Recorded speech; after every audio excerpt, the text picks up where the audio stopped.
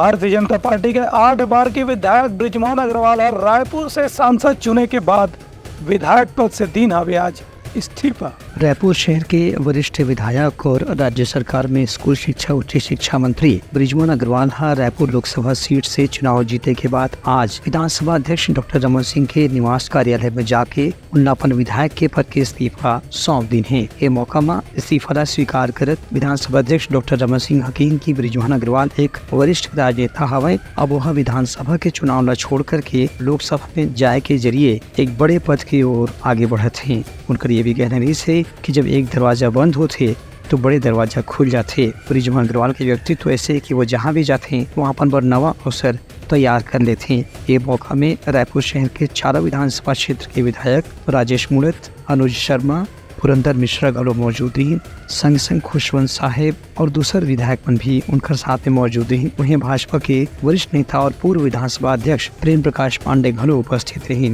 ये जम्मो नेता मन बृजमोहन अग्रवाल उनकर संसदीय राजनीति में प्रवेश पर शुभकामना और बधाई दी। के मौके में बृजमोहन अग्रवाल की वह राज्य से जावत खानी दुखी महसूस करत हैं, लेकिन उन्हें ये बात का संतोष है कि वो देश की राजनीति में प्रदेश और रायपुर के विकास पर ज्यादा बड़े स्तर में अपन जिम्मेदारी निभाई। ब्यूरो रिपोर्ट उत्तलंघा न्यूज।